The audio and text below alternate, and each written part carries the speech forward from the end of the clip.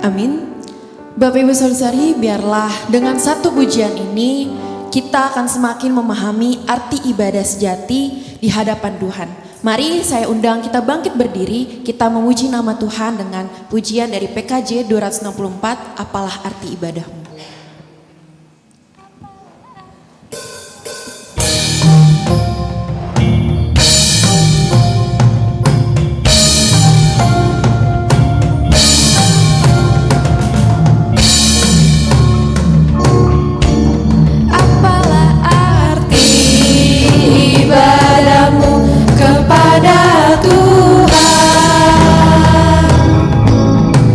Bila tiada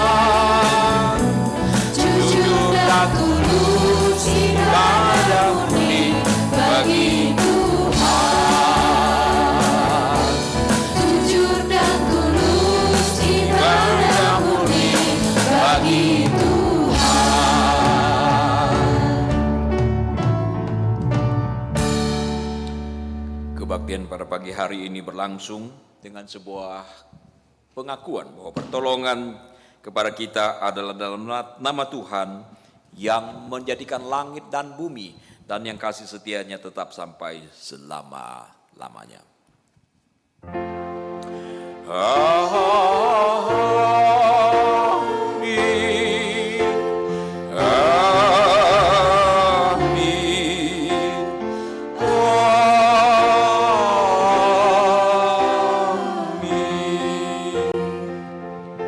Kiranya kasih karunia dan damai sejahtera dari Allah Bapa kita dan dari Tuhan Yesus Kristus menyertai saudara sekalian. Dan menyertai saudara juga. Masih tetap bangkit berdiri. Bapak Ibu Saudara-saudari, pada hari ini kita akan merenungkan dan belajar bersama-sama dari kisah kegagalan keluarga Salomo yang akan dilayani oleh Pendeta Jisa Mahoni. Oleh sebab itu, nas ibadah kita pada hari ini terambil dari Mazmur pasal 99 ayat yang kelima. Bermazmurlah bagi Tuhan dengan kecapi dan lagu yang nyaring. Oleh sebab itu, mari kita bermazmur bagi Tuhan sebagai tanda ucapan syukur. Kita naikkan pujian segala puji syukur. Mari kita bersama-sama bertepuk tangan.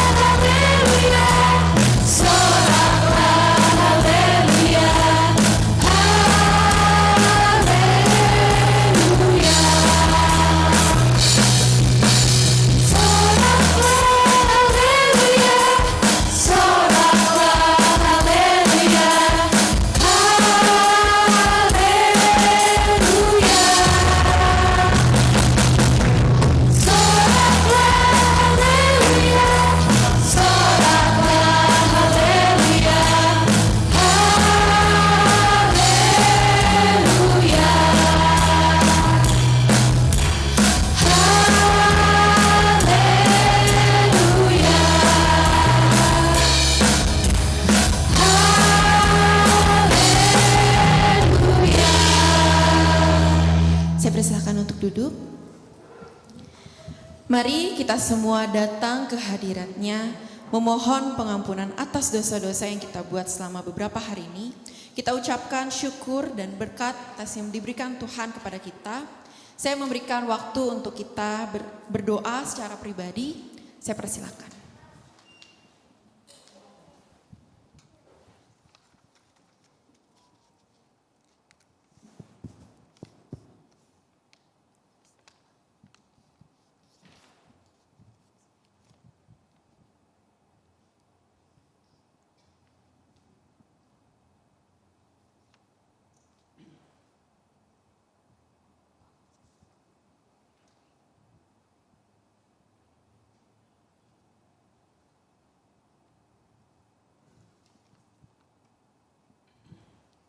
Ya Bapak, kami mengucap syukur atas segala hikmat yang telah Kau berikan kepada kami dapat beribadah, kami dapat berkumpul di tempat ini.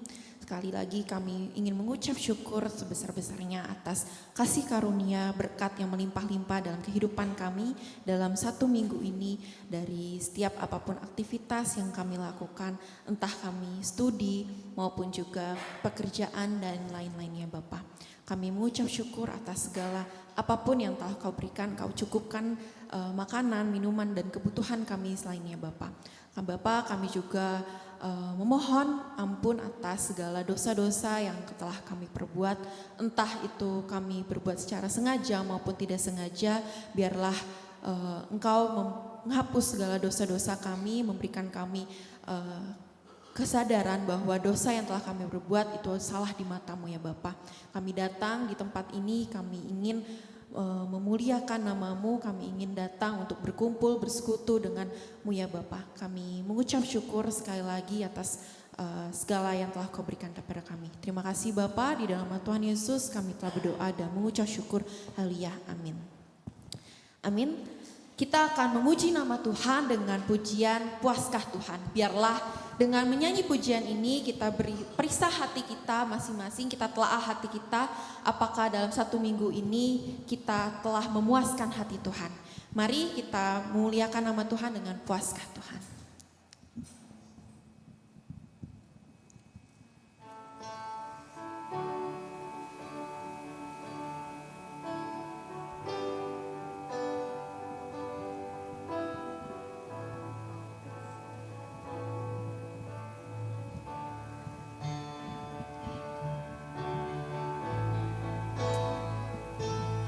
Telah Kau periksa hatimu kala hari kan lalu, adakah sesuatu Kau sembunyikan?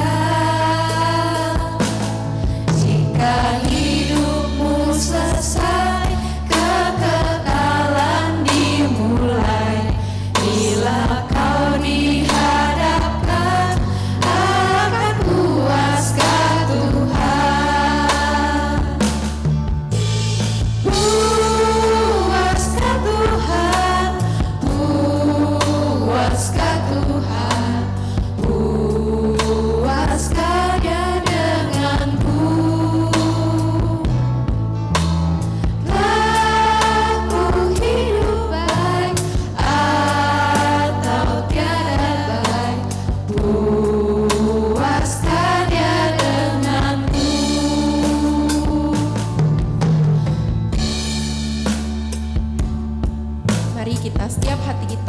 telaah hati kita, apakah dalam perbuatan kita telah memuaskan nama Tuhan. Ketenaran tak lama dalam dunia yang fana, sebagai bunga sebesar saja kan layu.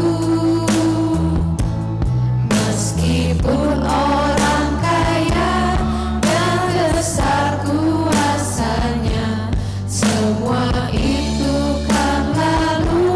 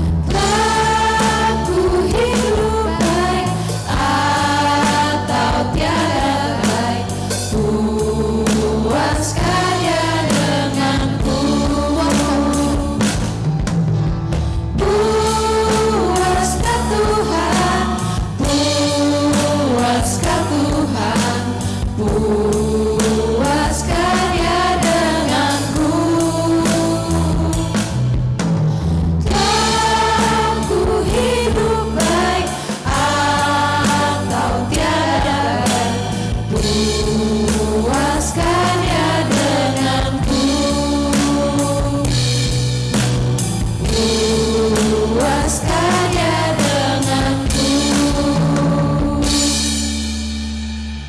Berita anugerah kita dari Tuhan yang terambil dari Mazmur pasal yang ke-91 ayat yang ke-15 yang berbunyi, bila ia berseru kepadaku, aku akan menjawab, aku akan menyertai dia dalam kesesakan, aku akan meluputkannya dan memuliakannya. Demikianlah berita anugerah dari Tuhan. Mari kita membuka dan membaca Alkitab kita dari Amsal 6 pasal yang ke-6 ayat yang ke-20 hingga 35. Mari kita baca bersama-sama secara berespon ria. Saya akan membaca nomor yang bernomor genap, Bapak Ibu Saudara-saudari akan membaca yang bernomor ganjil. Amsal yang pasal yang ke-6 ayat yang ke-20. Hai anakku, peliharalah perintah ayahmu dan janganlah menyia-nyiakan ajaran ibumu. Tambatkanlah senantiasa semuanya itu pada hatimu, halukanlah pada lehermu. Jikalau engkau berjalan, engkau akan dipimpinnya. Jikalau engkau berbaring, engkau akan dijaganya. Jikalau engkau bangun, engkau akan disapanya. Karena perintah itu pelita dan ajaran itu cahaya, dan teguran yang mendidik itu jalan kehidupan. Yang melindungi engkau terhadap perempuan jahat, terhadap kelicikan lidah perempuan asing. Janganlah menginginkan kecantikannya dalam hatimu, janganlah terpikat oleh bulu matanya. Karena bagi seorang sundal sepotong rotilah yang penting, tetapi istri orang lain memburu nyawa yang berharga. Dapatkah orang membawa api dalam gelombang baju dengan tidak terbakar pakaiannya? Atau dapatkah orang berjalan di atas bara dengan tidak hangus kakinya? Demikian juga orang yang menghampiri istri sesamanya, tiada seorang pun yang Apakah seorang pencuri tidak akan dihina apabila ia mencuri untuk memuaskan nafsunya karena lapar? kalau ia tertangkap, haruslah ia membayar kembali 7 kali lipat, segenap harta isi rumahnya harus diserahkan. Siapa melakukan zina tidak berakal budi. Orang yang berbuat demikian merusak diri. Sisa dan cemooh diperolehnya, malunya tidak terhapuskan. Karena cemburu adalah geram seorang laki-laki, ia tidak kenal belas kasihan kepada hari pembalasan dendam. Ia tidak akan mau menerima tebusan, dan ia akan tetap bersikeras betapa banyak pun jumlahnya. Amin. Sejauh pembacaan Alkitab kita, sebentar lagi kita akan mendengarkan firman Tuhan yang akan dilayani oleh Pendeta Jiz Mahoni. Mari kita bangkit berdiri, kita menaikkan pujian Ya Tuhan tiap jam.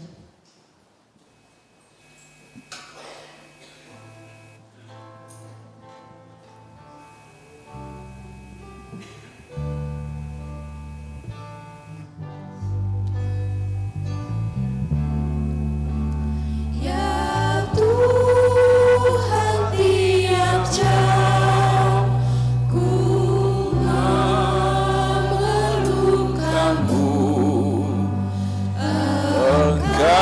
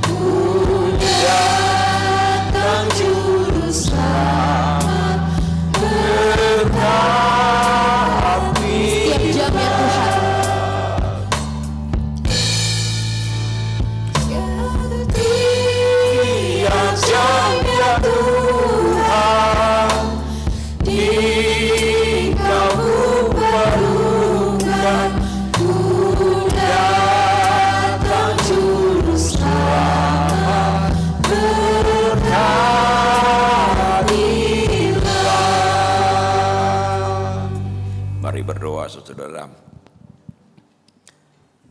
Kiranya Tuhan berkenan atas kehadiran kami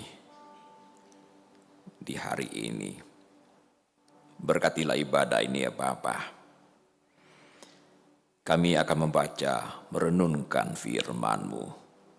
Berikanlah Roh Kudus yang akan memimpin hati dan pikiran kami. Usirlah burung-burung yang datang mengambil benih. Buatlah kami konsentrasi. Jangan biarkan seorang pun di antara kami terlelap, sehingga kami tidak mendapatkan bagian berkat Tuhan hari ini. Tolong hamba-Mu yang lemah, topang dan mampukan menjadi alat berguna dalam tangan-Mu. Di dalam Yesus Tuhan kami memohon. Amin.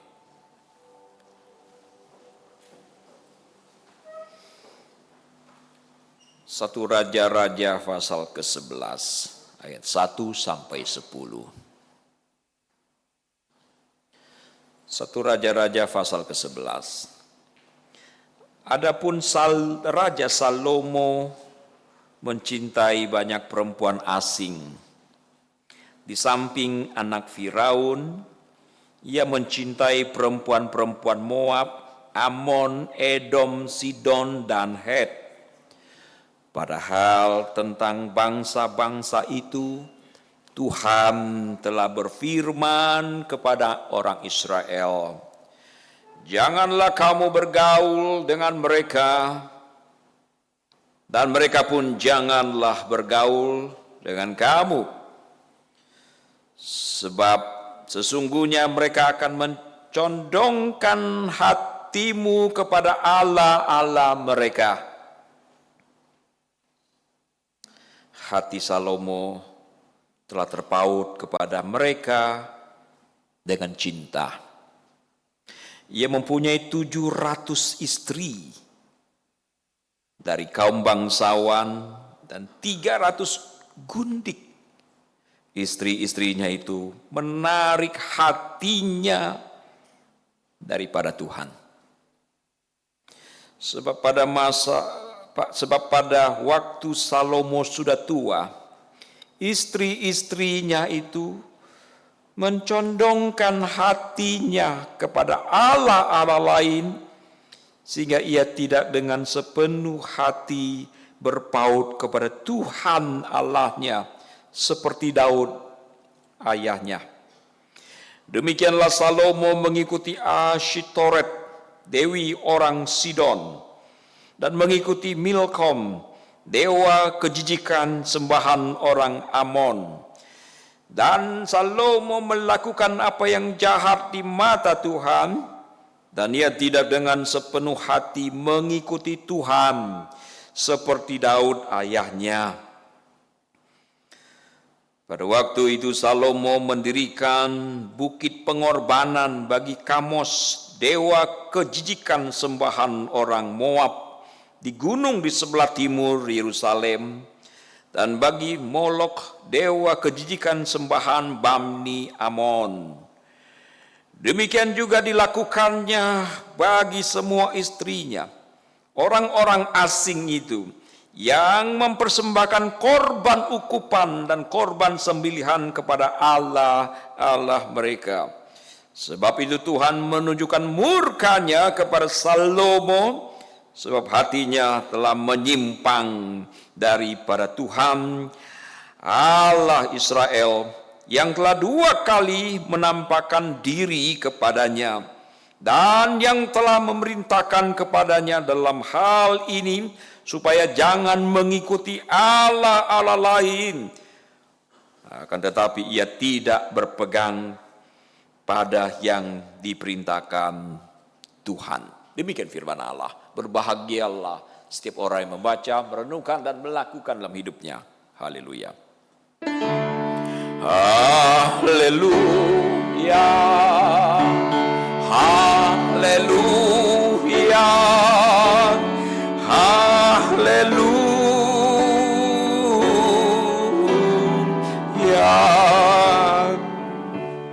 Selamat pagi Bapak Ibu, anak-anak remaja sekalian. Shalom. Apa kabar hari ini? Luar biasa baik, puji Tuhan. 2 hari lalu saya bangun, lihat mata saya sebelah sini merah, saudara. Sepertinya ada pembuluh darah yang pecah ya, saya belum tahu apa sebabnya. Doakan supaya baik-baik saja, saudara.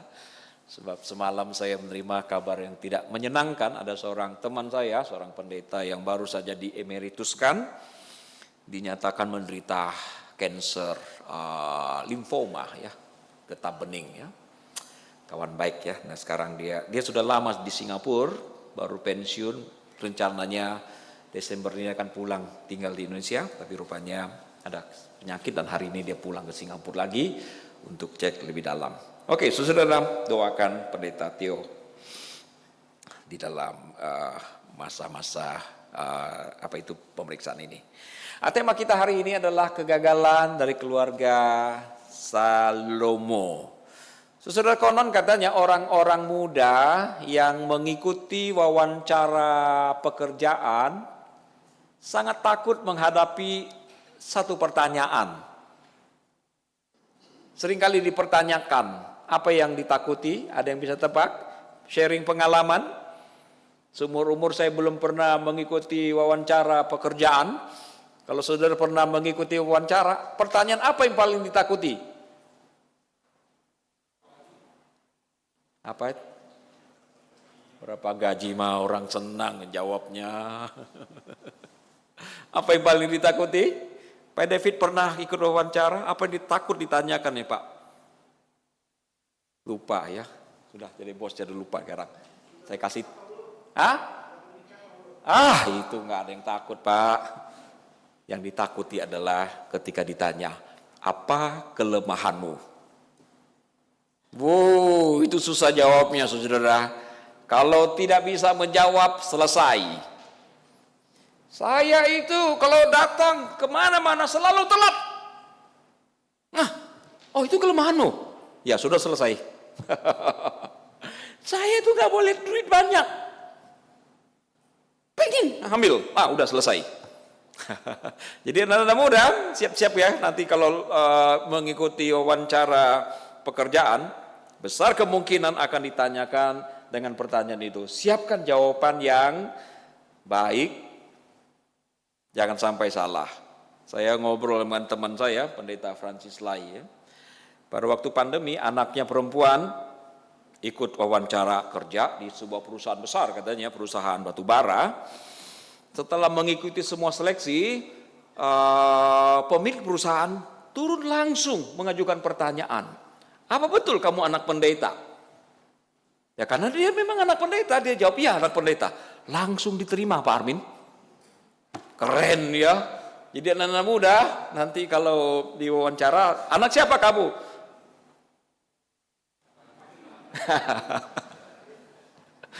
Ngaku anak pendeta kan ya.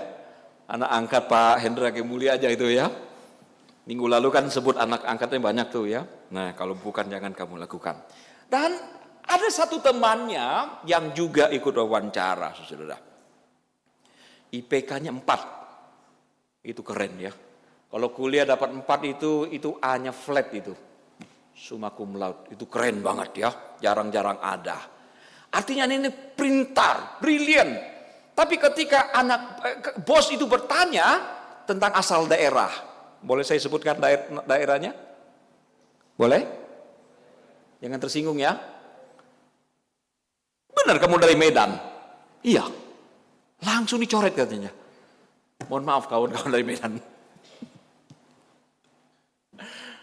Karena bagi orang tertentu, asal daerah itu adalah kelemahan. Betul enggak? Banyak orang tua tidak senang loh karena anaknya berpacaran dengan orang dari Kalimantan. Nggak tahu sekarang ya, kalau dulu begitu kan ya. Nah, kalau pacaran sama orang Medan juga begitu loh ya. Orang Jakarta ya. Tapi saya harap itu nggak seperti itu lagi. Oke, saya tidak berlanjut tentang itu. Saudara, setiap orang ada kelemahan, betul nggak Pak Joni? Benar ya? Ibu Bulan ada kelemahan? Ada, semua orang di antara kita ada kelemahan. Yang harus kita waspadai adalah supaya kita bisa mengidentifikasi, menemukan di mana titik lemah kita. Dan ketika kita menemukan di mana titik lemah kita, disitulah kita harus berusaha sekuat tenaga mengatasinya. Kalau kita tidak bisa mengatasinya, minimal kita menghindarinya. Jangan hidup di dalam kelemahan kita, karena itu bisa berakibat sangat radikal, sangat fatal. Lihat Salomo. Adapun Raja Salomo mencintai banyak perempuan. Bahasa Inggris mengatakan jatuh cinta kepada banyak perempuan. Ini kelemahan atau kekuatan?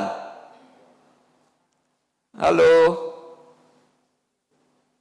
Pak Simarmata bilang itu kekuatan ya. Wow. Oh, kata Pak David karena ibu nggak ada gitu ya. Tapi anaknya ada loh. Ibu-ibu kalau suami, anak-anak remaja, kalau papa suka jatuh cinta, bagaimana? Happy? Bagus itu? Tentu saja tidak ada yang suka, saudara. Tidak ada, saudara. Nah, Salomo mencintai, jatuh cinta kepada banyak perempuan. Selain putri Firaun, ia mencintai perempuan-perempuan dari Moab, Ammon, Edom, Sidon, Het, Tangerang, Jakarta, Banten, Medan, Kalimantan. Entah itu nggak ada, saudara. Pokoknya ini namanya perempuan cantik dikit, dia sahabat, saudara. Berapa istrinya? Berapa? 700 loh. Belum lagi gundik-gundiknya ada berapa? 300. Jadi di rumahnya istri sama gundik totalnya 1000. Saya nggak bisa bayangkan tuh 1000 orang kayak apa tuh. Jangankan 1000, 2 aja belum bisa bayangkan loh. Ya kan? Nggak kebayang loh. Ini 1000. Bagaimana sih? Ada orang bilang begini, karena kerajaan dia itu sangat kuat, maka kemungkinan wilayah-wilayah asing yang ada di seputar itu takut ditaklukkan oleh Salomo, maka mereka menawarkan anak-anak bangsawan supaya ada ikatan. Bisa jadi, tapi itu perkiraan. Tetapi yang jelas tertulis adalah Salomo mencintai banyak perempuan. Ini kelemahan yang sangat fatal, saudara. Sangat-sangat fatal. Karena sikapnya ini, dia tidak mampu menaklukkan dirinya. Dia mempunyai pasangan yang begitu banyak. Dan yang sebagai akibatnya adalah dia melawan Tuhan. Tuhan tidak ingin anak-anak Israel bergaul dengan bangsa-bangsa yang tercatat di sini. Dan itu yang dia lakukan. Kenapa? Karena dia jatuh cinta dengan perempuan-perempuan itu. Bukan hanya itu, saudara. Alkitab mengatakan istri-istrinya ini kemudian mencondongkan, membuat hati Salomo condong kepada dewa-dewa, kepada dewi-dewi yang adalah kejijikan di mata Allah, dan dia tidak sepenuh hati beribadah kepada Yahweh Allah ayahnya Raja Daud. Dia melakukan kejahatan di mata Allah. Dan dia mendirikan bukit-bukit pengorbanan untuk istri-istrinya. Saudara, apa yang paling terkenal dari Salomo? Apa yang paling hebat dari Salomo? Hikmatnya, bijaksananya, sampai bangsawan dari luar negeri datang melihat betapa hebat, betapa luar biasa bijaksananya Salomo pada waktu mudanya. Saudara-saudara sekalian, dia memerintah selama 40 tahun. Dia mendirikan bait Allah bagi Allah yang begitu megah. Tapi masalahnya, di mana hikmat Salomo yang Tuhan berikan kepadanya?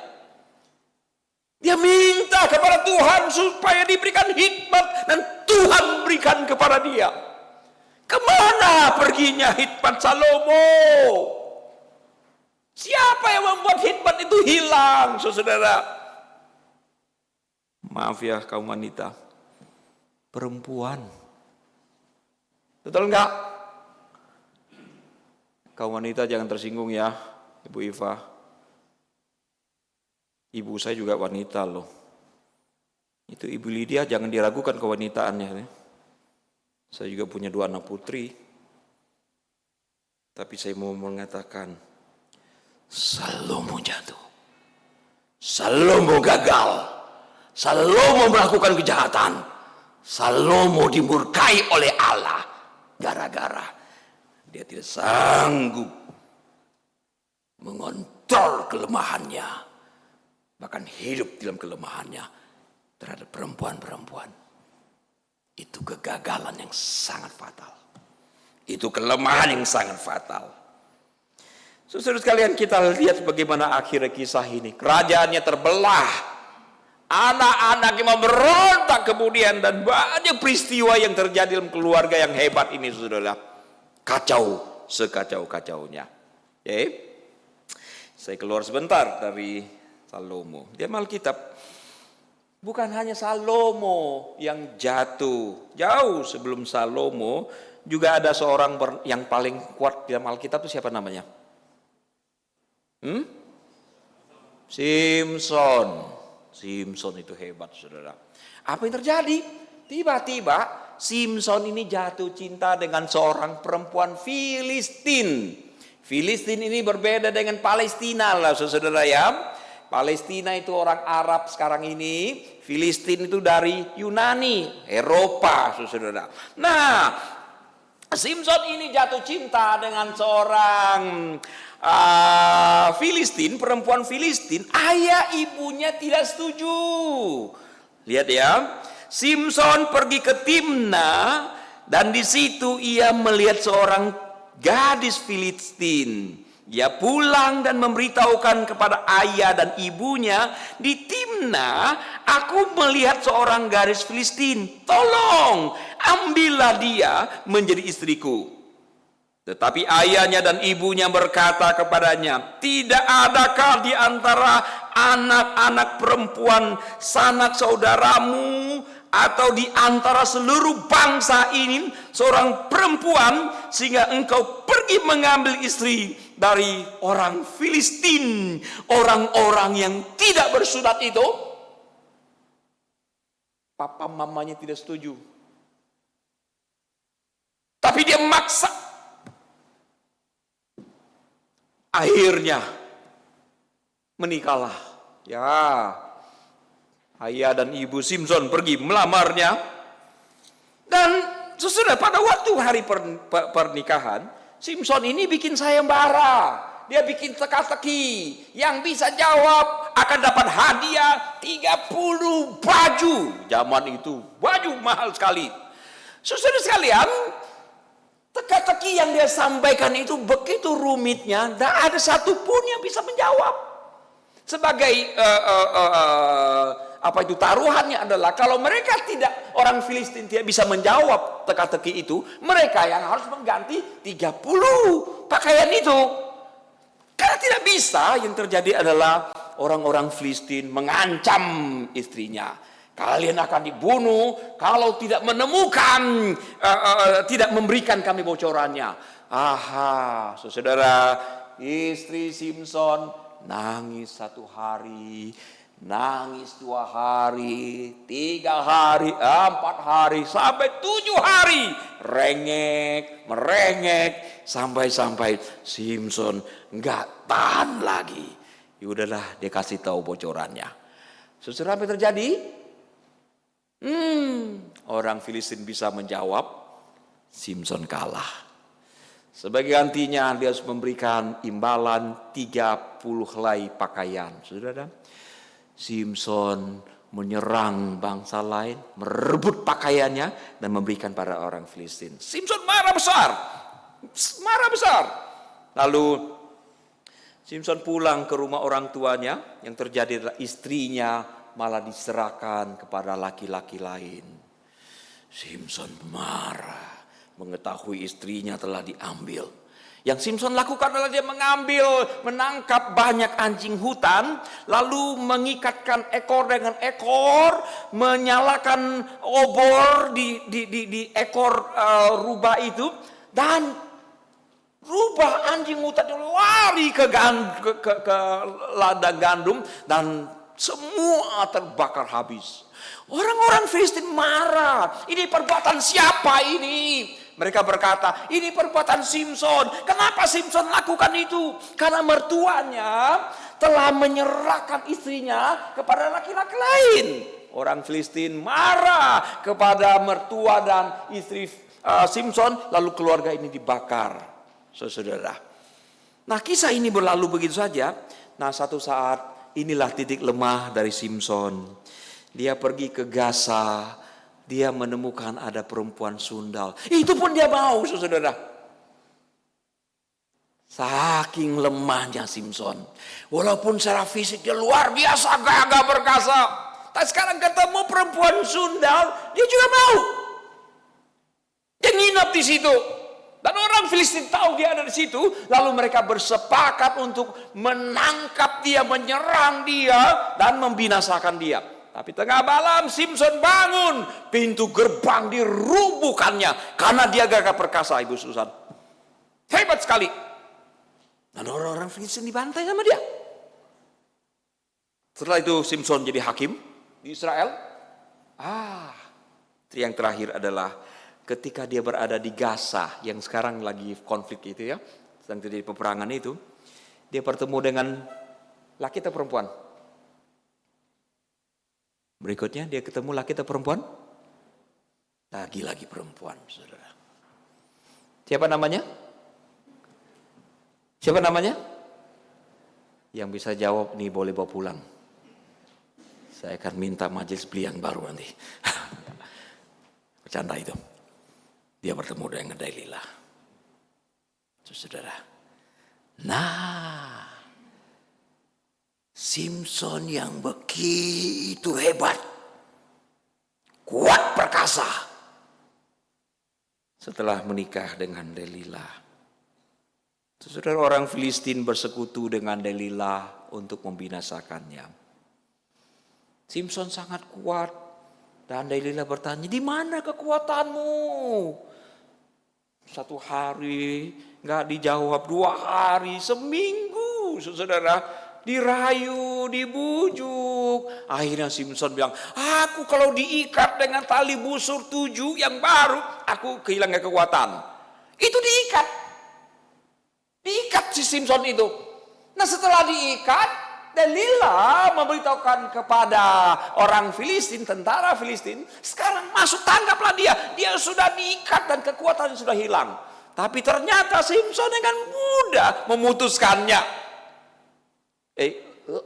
Laki-laki tahu nggak kalau ini dikhianati oleh istrinya? Pak Iwan, kalau sebagai Simson tahu nggak Delilah telah menipu bapak? Nggak tahu juga. Pak Devi tahu nggak ditipu oleh Delilah kalau begitu? Tahu lah. Satu kali Delilah ngerengek lagi. Kasih tahu dong, di mana kekuatanmu? Oh, dibujuk, dirayu.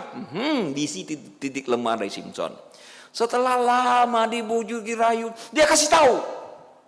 Setelah dikasih tahu, si Delilah pengkhianat itu beritahukan kepada tentara Filistin. Dia sudah dilemahkan. Ayo serang dia.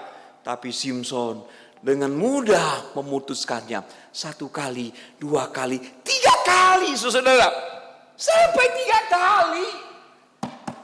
Halo, kaum laki-laki. Adakah orang yang lebih tolol daripada Simpson? 3 kali dikhianati. Tapi tetap enggak ngeh. Kenapa? Karena dia hidup di dalam kelemahannya. Dia begitu kagum dengan Delila. Entah dia pakai jimat atau enggak ya Bu Asnaya. Sampai begitu rupanya. 3 kali gagal. Delila bilang, kamu enggak sungguh-sungguh mencintai aku. Nyata-nyata kamu tipu aku dan sebagainya. Sesudah dibujuk. Sampai akhirnya Simpson bilang, kekuatanku ada pada rambutku. Kalau rambutku dicukur, aku kehilangan kekuatanku. Delila membujuk Simpson dan Simpson tidur. Saya mau tanya bapak-bapak, kalau lagi tidur ada yang ngutak-ngatik rambut kita terbangun atau tidak? Pak Armin kalau lagi tidur, ibu kalau kita cari kutu terbangun nggak? Ini rambutnya dicukur, dia nggak tahu, saudara. Tidur. Ayolah laki-laki. Tidur dia. Begitu dia melek, udah nggak ada rambutnya. Dan Delila berkata, pasukan, ayo masuk. Nah waktu itulah memang di situ letak kekuatan Simpson, saudara. Rambutnya jangan dicukur. Saya rasa Pak Suwito nggak ada kekuatan sekarang ini Pak Suwito ya. Pak Jungsu juga nggak punya kekuatan karena udah habis cukur sama ibu kan. Oh ini bercanda saudara. Simpson sekarang betul-betul kehilangan kekuatan. Pasukan Filistin menangkap dia, mengikat dia dan mencungkil 2 biji matanya. Simpson yang kuat sekarang kehilangan segala-galanya. Gara-gara siapa saudara? Gara-gara siapa Pak Asin? Pak Asin pura-pura nggak tahu sekarang. Maaf ya kaum pria, kaum wanita. Gara-gara perempuan. Saya tidak mengatakan semua perempuan jahat ya. Mama saya baik, istri saya, anak-anak saya baik-baik. Dan saya percaya semua di antara kita kaum wanita baik-baik. Bukan begitu Shalom? Iyalah. Tapi jangan lupa, di dalam Amsal yang kita baca, ada banyak yang tidak beres. Ada banyak perempuan yang tidak beres. Bahkan juga banyak laki-laki. Lebih banyak laki-laki yang tidak beres. Kegagalan Salomo adalah dia mencintai banyak perempuan. Dia tidak mampu kontrol kelemahannya. Kaum pria yang sudah menikah, kalau lihat perempuan cantik, gimana? Pura-pura nggak lihat? Hah? Oh enggak, saya nggak lihat gitu. Hah? Pak Andi, kalau lihat perempuan cantik bagaimana Pak? Bapak udah menikah? Oh tutup mata. Yang benar Pak gini kan Pak? Halo. Satu kali ada ujian premtoar. Ujian premtoar itu adalah ujian kependetaan. Jadi misalnya penginjil atau penatua, kalau mau ditabis jadi pendeta itu ada ujiannya. Ujiannya macam-macam. Pengetahuan Alkitab, teologi, termasuk yang sehari-hari. Tiba-tiba seorang pendeta senior, udah tua, tanya nih, penginjil, kamu kalau lihat perempuan, ini penginjil udah menikah, kamu tertarik atau tidak? Nah, ini karena penginjil ini masih muda, kelabakan dia, nggak pengalaman. Itu pertanyaan itu seperti mempertanyakan itu wawancara kerja itu, apa kelemahan kamu? Nah loh, wah dia jawabnya, aduh muter sana muter kemari. Saudara, akhirnya pendeta senior bilang begini, jawaban kamu muter-muter ya. Dan akhirnya pendeta senior bilang begini, kamu jawab dengan jujur. Jangankan kamu anak muda, saya yang udah tua pun kalau lihat perempuan cantik saya tertarik. Yang lain kaget.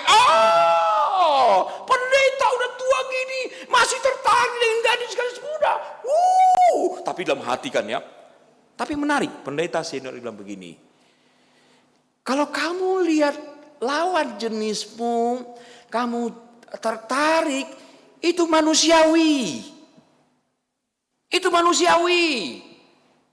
Perempuan kalau engkau lihat laki-laki engkau tidak tertarik, seumur hidup enggak tertarik, kamu ada kelainan.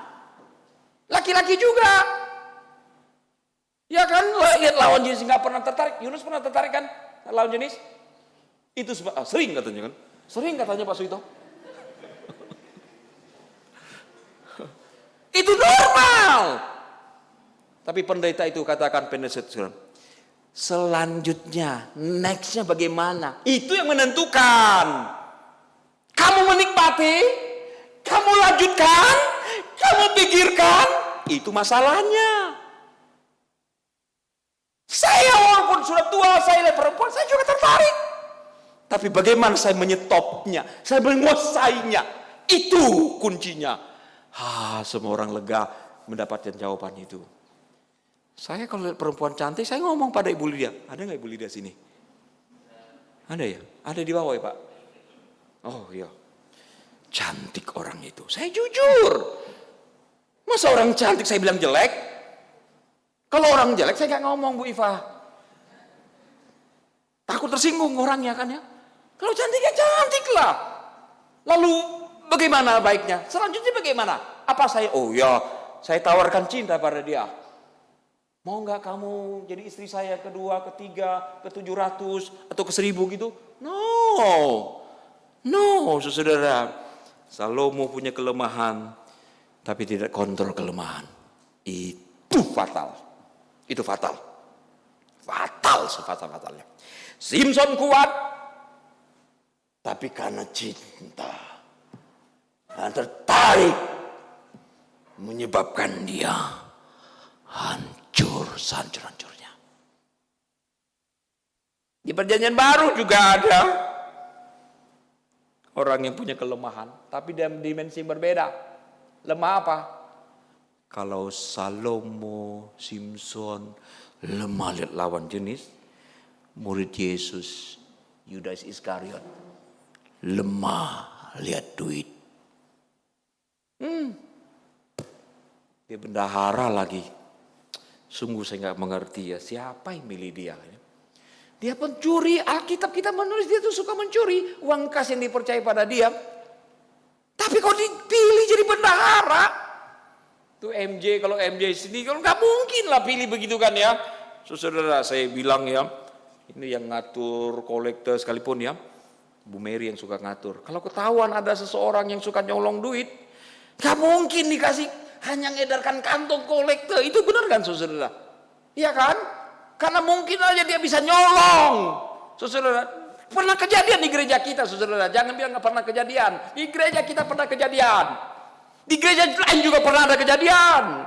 Ada majelis gereja yang punya kelemahan, tapi hidup dalam kelemahannya. Saya pernah cerita. Ada ya rekan hamba Tuhan kan diundang pergi ke gerejanya untuk berkhotbah. Biasanya dikasih transport ya. Ya kita tahu gereja itu kasih transport 500.000, 600.000. Tiba-tiba, ini bukan cerita saya loh, ini cerita dari pendeta yang lain. Kok jadi berkurang? Ya ini bukan soal duitnya sebetulnya ya. Pendeta itu ngobrol dengan majelis karena kebetulan kenal. Kok berkurang? Bukan duitnya saudara, berkurang gak terlalu banyak. Usut punya usut. Ternyata bendaharanya ngambil sebagian untuk dia. Jadi aturannya 600, dia jadikan 500, 100 dikantongin. Gila nggak ini saudara? Ini gila nggak? Ini betul-betul gila. Gila ini. Masa orang Kristen, masa majelis masih begitu? Oh, setiap orang berpotensi untuk jatuh ke situ. Karena kita punya kelemahan situ. Bagaimana kita mengatasi kelemahan kita itu penting saudara. Jangan terus menerus hidup dalam kelemahan kita. Itu bisa berakibat sangat-sangat fatal. Saya selalu menjaga diri saya dengan sebaik-baiknya. Doakan kami supaya kami tidak jatuh di dalam pencobaan. Saudara-saudara sekalian. Saya pernah cerita kepada anak-anak muda ya. Tadi pagi pun saya cerita, saudara. Sebetulnya seringkali kita tidak berbuat dosa. Alasannya karena apa? Karena kita belum punya kesempatan. Setuju Pak Hendro? Kalau punya kesempatan, gimana kan ya? Saudara punya kesempatan untuk korupsi uang 1 miliar enggak?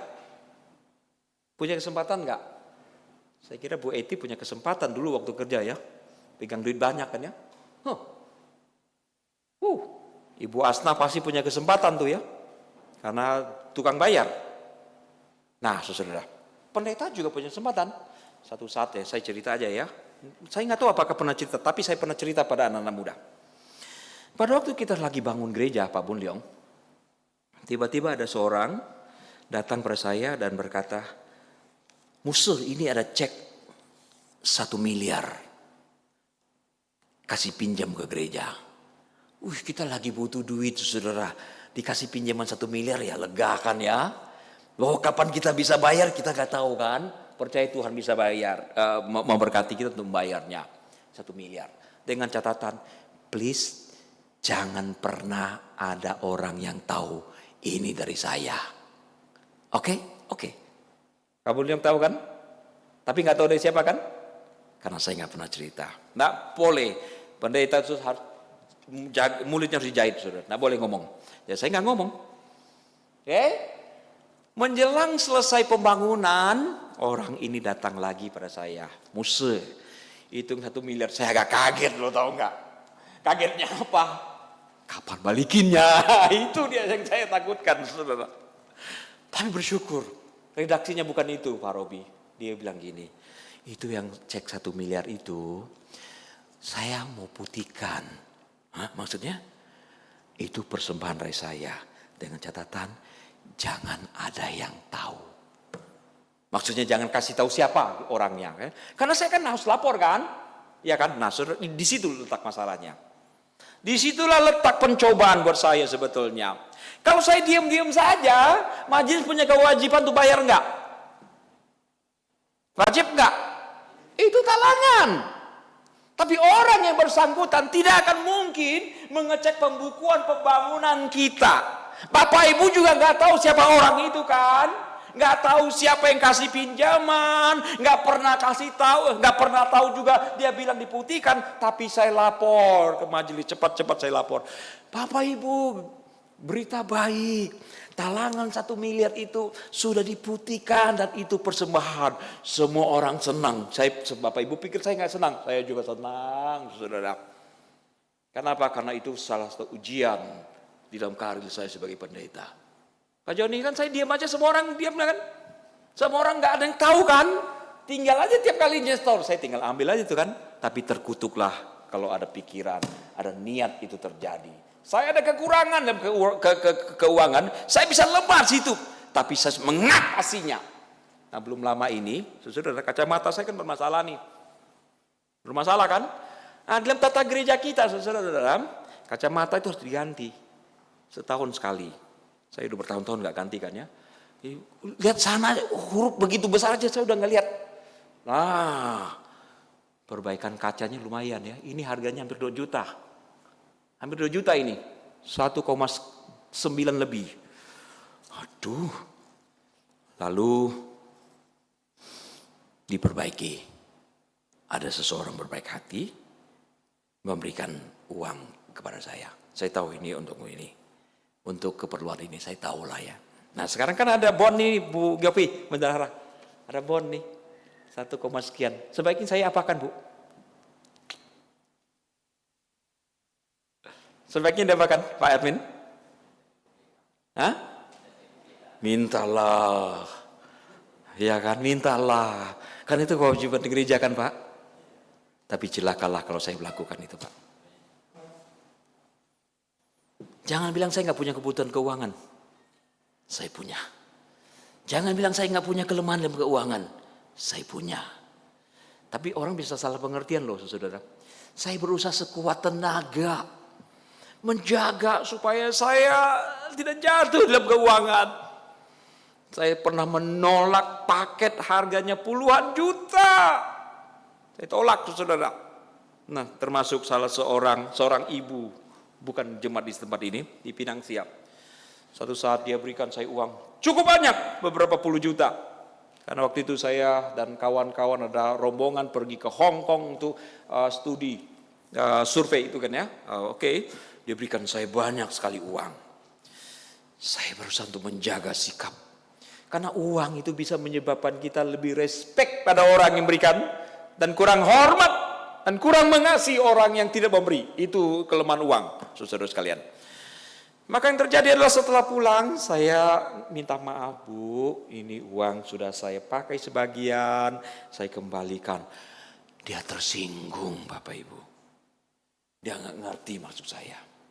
Dia tersinggung ya, dia marah. Karena dia marah, oke Bu, saya ubah pikiran deh, saya terima semuanya. Daripada dia marah pada saya ya.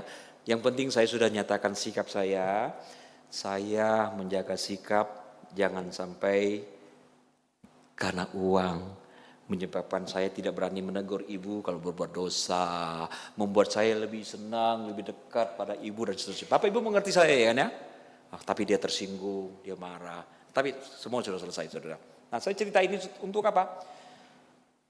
Setiap kali ada kasus seperti itu, hati-hati. Bapak Ibu, kita punya kelemahan bukan? Kita punya kelemahan bukan? Belajar kegagalan Salomo. Yang gagal perkasa, belajar kegagalan dari Simpson.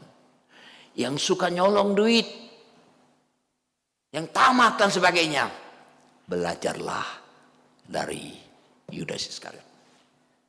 Semoga Tuhan menolong kita, saudara sekalian, memeliharakan kita. Mari kita berdoa.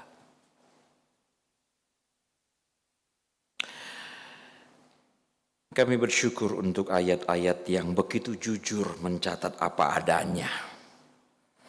Menjadi pembelajaran bagi generasi-generasi kami dan sebelumnya dan seterusnya. Salomo, raja yang dikaruniai hikmat, tapi kehilangan hikmat. Karena ia hidup di dalam kelemahannya. Simpson dikaruniai dengan kekuatan yang dahsyat. Tapi dia lemah dalam pelukan perempuan-perempuan. Yudas Iskariot diberikan kedudukan yang terhormat sebagai murid Kristus. Bahkan secara struktur menempati posisi terhormat sebagai bendahara. Tapi dia gagal. Kerasukan setan, mati bunuh diri. Catatan-catatan penting ini semoga menjadi pelajaran berharga bagi orang-orang Kristen, bagi kami yang mendengarkan firman pada hari ini. Berkatilah bangsa ini yang Bapa, yang sedang menghadapi masalah yang cukup pelik dan serius. Ketidakpuasan mulai melanda masyarakat sehubungan dengan apa yang terjadi di MK. Kami berdoa kiranya pemerintahan ini bisa bertahan sampai selesai. Tuhan, kami berdoa kiranya pemerintah boleh menjalankan pemerintahan dengan bersih, tidak melakukan apa yang tidak patut, yang berpotensi menimbulkan kerusakan secara struktur dari bangsa ini ya Bapa. Kami berdoa kiranya pemerintah bisa mengoreksi, memperbaiki apa-apa yang telah rusak ini ya Bapa. Kami berdoa untuk pemilu yang akan datang, kiranya hanya orang yang takut akan Tuhan, yang menghargai keberagaman, yang mencintai negara kesatuan Republik Indonesia, yang mempertahankan negara ini dengan sekuat tenaga, Pancasila dan Undang-Undang Dasar. Orang seperti itulah yang akan diberi kesempatan untuk menjadi pemimpin kami ke depannya Bapa. Bapak Surgawi, berkati setiap anggota jemaat yang hadir maupun yang tidak hadir, yang lemah iman Tuhan kuatkan kembali, yang kehilangan pekerjaan Tuhan memberikan pekerjaan yang layak, yang sedang sakit Tuhan berikanlah anugerah-Mu, berikanlah kekuatan untuk melawan sakit penyakitnya. Kami berdoa untuk pendeta Joseph Tio yang baru saja dinyatakan menderita sebuah penyakit. Kami berdoa kiranya anugerah Tuhan turun untuk Pendeta Theo. Berkati Ibu Asna, berkati juga Ibu Catur, Ibu Herlina yang dalam masa pemulihan pun Tuhan pulihkan mereka secara penuh ya Tuhan. Berkati anak-anak muda yang membutuhkan pekerjaan, yang membutuhkan pasangan hidup. Tuhan mengawal mereka, membuat mereka takut dan hormat akan Tuhan. Hari ini ada persekutuan buat mereka. Tuhan boleh mengundang anak-anak muda untuk mempunyai sebuah persekutuan yang indah, bertumbuh bersama-sama. Terima kasih Bapa, kami serahkan gereja ini dalam tangan-Mu, segenap hamba Tuhan majelis gereja, Tuhan juga yang memberkati keseharian, pekerjaan dan pelayanan. Ini doa kami Bapa, kami alaskan dalam Kristus Tuhan. Amin. Saudara sekalian, sebelum saya menyampaikan warta jemaat, mohon perhatian sebentar karena kita akan melakukan sensora morum sehubungan dengan rencana kita menyelenggarakan perjamuan kudus di minggu yang akan datang. Pada hari Minggu tanggal 5 November 2023 kita akan merayakan perjamuan kudus. Untuk menyambut dan mengikuti perjamuan ini, marilah kita mempersiapkan diri kita secara personal dan bersama-sama. Nomor 1. Pada perjamuan malam terakhir, Kristus menghendaki kita merayakan perjamuan kudus untuk mengenangnya. Mengenang Kristus berarti mengalami kehadirannya seperti murid-muridnya dahulu mengalami kehadirannya bersama mereka. Mengenang Kristus juga berarti menyadari secara pribadi seluruh kehidupan Kristus yang diberikannya bagi keselamatan dunia. Sejak ia lahir, melayani, menderita sengsara, mati, dibangkitkan, dan dimuliakan di surga. Mari renungkan 2 poin berikut ini. Apakah saudara benar-benar rindu untuk berjumpa secara pribadi dengan Kristus untuk mengalami kasih, kuasa, dan kebenarannya yang membaharui kehidupan saudara sekalian? Apakah saudara menghayati bahwa seluruh kehidupan dan karya Kristus, yaitu kelahirannya, pelayanannya, penderitaannya, kematian dan kebangkitan, serta kenaikannya ke surga, sampai kedatangannya kembali, itu terkait dengan kehidupan saudara sekalian? Ya, itu semua terkait dengan kehidupan kita semua. Nomor 2. Pada perjamuan malam terakhir, ketika Kristus memecah roti dan mengangkat cawan, ia membagikan tubuh dan darahnya sendiri kepada murid-muridnya. Menerima tubuh dan darahnya berarti dipersatukan dengan Kristus, sehingga ia menjadi kepala dan kita semua adalah tubuhnya. Menerima tubuh dan darah Kristus itu berarti dipersatukan dengan semua orang yang menerima dia juga. Menjadi satu tubuh dan satu roh. Jadi kita semua adalah saudara di dalam Tuhan. Mari renungkan 2 poin berikut ini. Apakah saudara menghayati bahwa Kristus adalah kepala, pemimpin dari seluruh kehidupan saudara? Dalam kehidupan berjemaat, bermasyarakat, berkeluarga, dan pekerjaan, Kristus adalah kepala kita, pemimpin kita. Sadar itu. Apakah saudara menghayati bahwa saudara adalah anggota tubuh Kristus yang saling mengasihi seorang terhadap yang lain? Apakah ada kebencian di antara kita, permusuhan, dan sebagainya? Itu harus diselesaikan. Yang ketiga terakhir, ketika kita bersatu dengan Kristus, roti hidup yang dipecah-pecahkan bagi dunia ini kita pun dipersatukan dalam kematian dan kebangkitan Kristus. Dipersatukan dengan Kristus berarti diutus untuk mengosongkan dan menyangkal diri, memikul salib, mengikut Kristus. Dipersatukan dengan Kristus berarti diutus untuk memberikan hidup demi keselamatan dunia. Renungkanlah 2 poin berikut ini. Apakah dalam persekutuan dengan Kristus saudara sekalian mau berkorban dan menjadi berkat bagi sesama saudara? Berkorban dan menjadi berkat. Kedua, apakah saudara menyadari bahwa sebagai anggota tubuh Kristus di tengah dunia, saudara menjadi mata dan telinga bagi Kristus yang melihat dan mendengar serta peduli terhadap kebutuhan dan masalah saudara sekalian?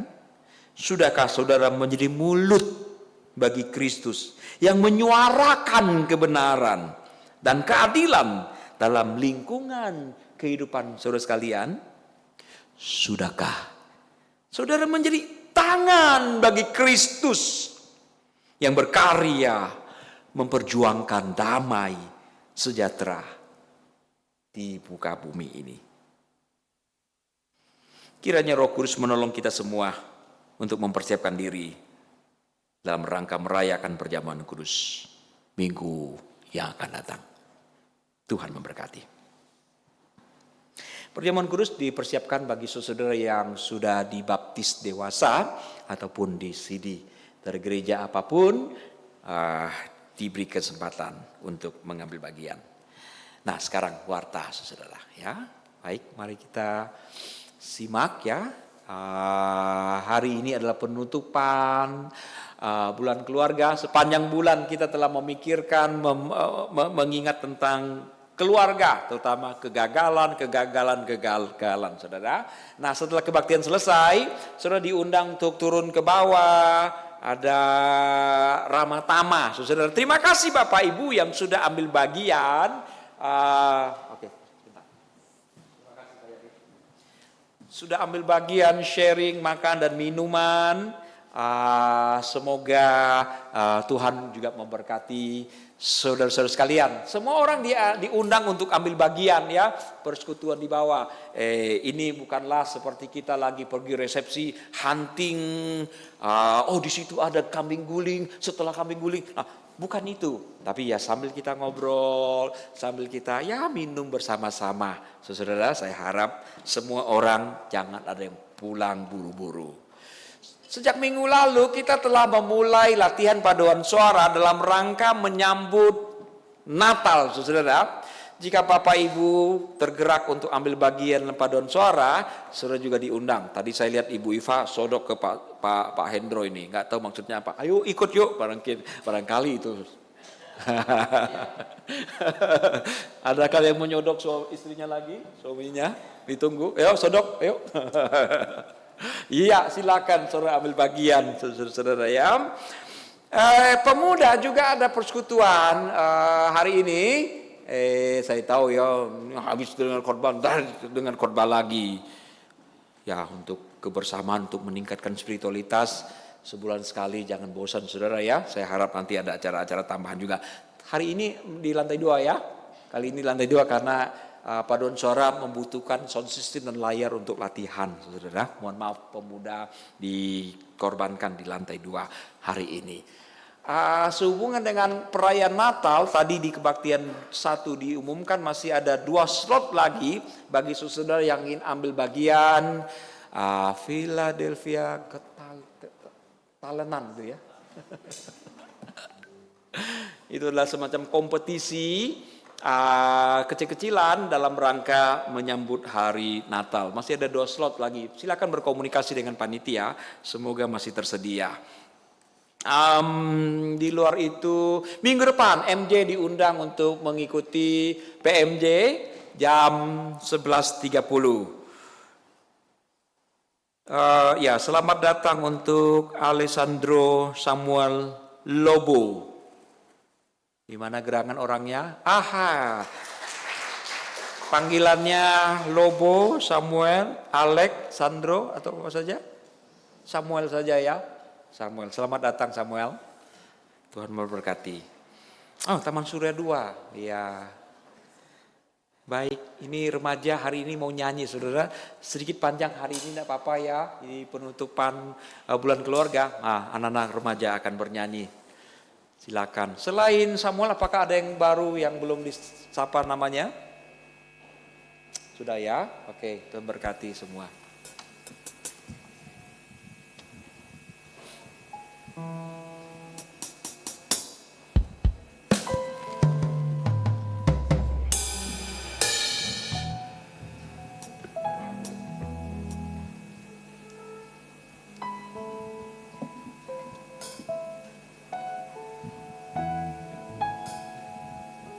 Sebelum mereka nyanyi, di bawah juga ada foto booth saudara dalam rangka penutupan bulan keluarga. Manfaatkan untuk foto bersama keluarga di lantai dasar.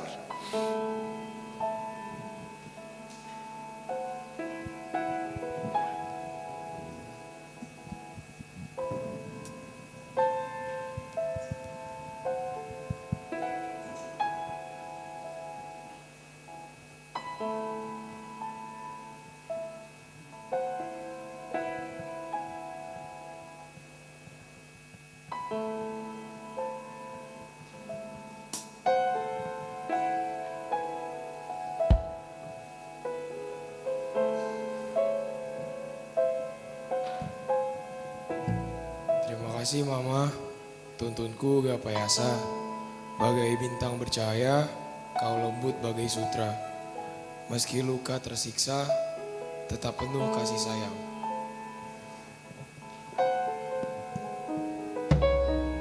Terima kasih Papa, bingkaiku untuk berguna. Bagai mentari bersinar, kau tegar bagai baja. Meski badai menerjang, tetap penuh daya juang. Terima kasih Tuhan, Kau beri Mama dan Papa dengan besar, dengan cinta besarkanku. Tolonglah aku Tuhan, bahagiakan mereka dengan hormat dan batinku.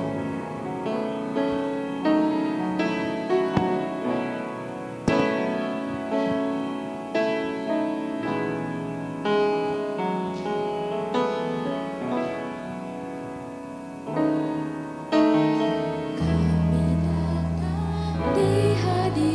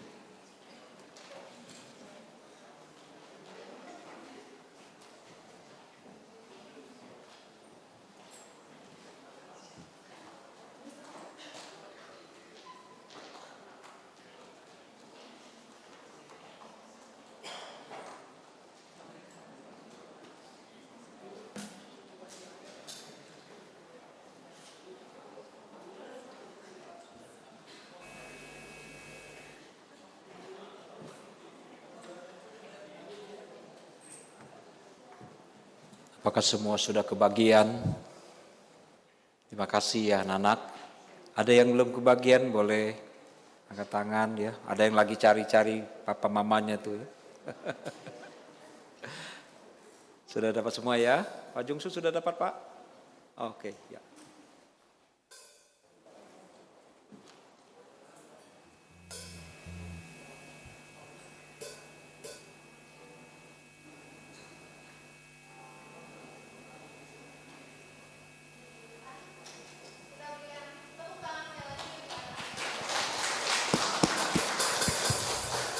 Ya, kita berikan aplaus. Terima kasih atas kesaksian sebuah pujian dari remaja GKI Philadelphia. Biarlah pujian ini menjadi kekuatan bagi kita semua di keluarga GKI Philadelphia agar orang tua semakin semangat untuk mengajak anak-anak dan juga anak-anak sebaliknya mengajak orang tua melayani bersama di gereja ini. Kami juga, saya secara khusus mungkin kerinduan bagi orang tua nanti berterima kasih dan juga anak-anak mengucapkan terima kasihnya dan mengucapkan sayang kepada orang tua masing-masing. Ya, marilah kita bersama-sama dengan umat Allah di masa lalu, masa kini, dan masa sekarang mengingat pengakuan iman pada pembaptisan kita menurut pengakuan iman rasuli. Mari kita bersama-sama. Aku percaya kepada Allah, Bapa yang Maha Kuasa, Khalik langit dan bumi, dan kepada Yesus Kristus, anaknya yang tunggal Tuhan kita, yang dikandung daripada Roh Kudus, lahir dari anak darah Maria, yang menderita sengsara di bawah pemerintahan Pontius Pilatus, disalibkan, mati dan dikuburkan, turun ke dalam kerajaan maut, pada hari yang ketiga bangkit pula dari antara orang mati, naik ke sorga, duduk di sebelah kanan Allah, Bapa yang Maha Kuasa, dan dari sana ia akan datang untuk menghakimi orang yang hidup dan yang mati. Aku percaya kepada Roh Kudus, gereja yang kudus dan am, persekutuan orang kudus, pengampunan dosa, kebangkitan orang mati, dan hidup yang kekal. Amin. Ya, dalam Yunus pasal yang kedua ayat yang ke-9 berkata, tetapi aku dengan ucapan syukur akan kupersembahkan korban kepadamu, apa yang kunasarkan akan kubayar, keselamatan adalah dari Tuhan. Mari kita siapkan diri kita untuk memberikan korban syukur sebagai ucapan syukur kita kepada Allah atas berkat yang telah diberikannya. Mari kita naikkan pujian betapa hatiku. Sambil petugas persembahan untuk mengedarkan kantong persembahannya.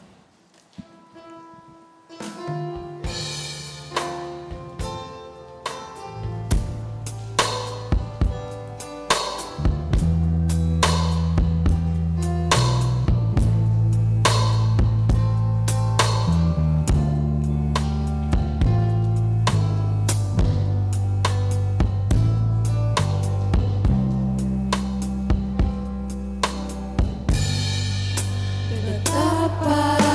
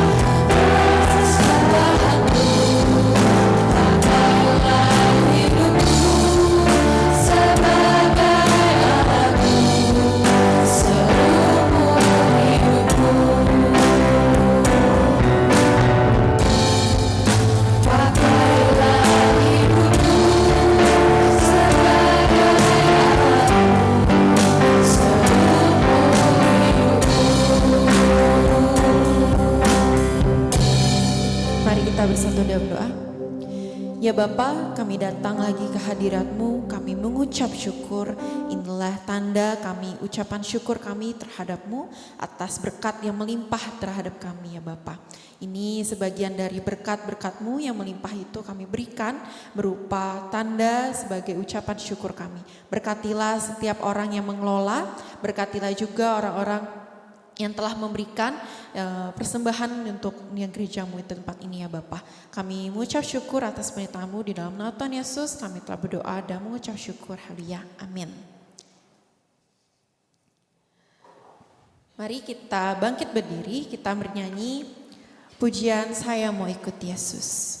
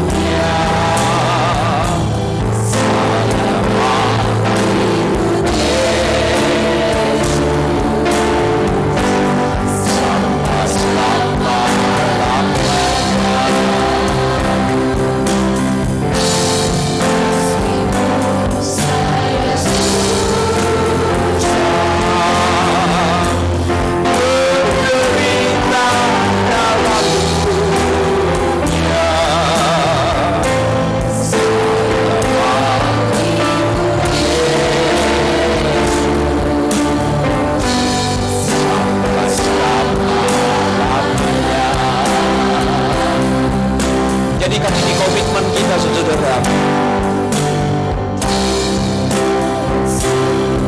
Inilah komitmen kita mau ikut Yesus sampai selamanya.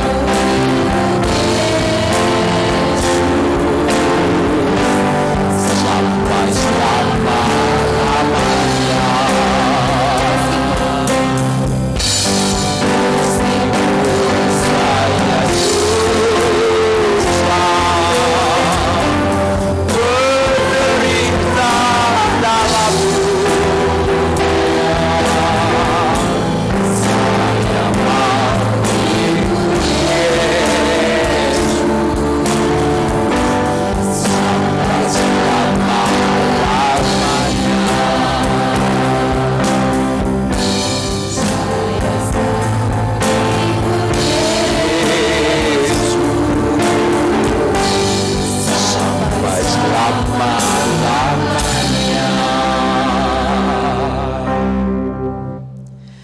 Umat yang dikasihi oleh Tuhan, arahkanlah hatimu kepada Tuhan. Jadilah saksi Kristus. Syukur kepada Allah. Terpujilah Tuhan. Kini dan selamanya. Pulanglah dengan sejahtera dan inilah berkat Tuhan. Tuhan memberkati engkau dan melindungi engkau. Tuhan menyinari engkau dengan wajahnya dan memberi engkau kasih karunia. Tuhan menghadapkan wajahnya kepadamu dan memberi engkau damai sejahtera dari hari ini sampai Kristus datang kembali. Haleluya.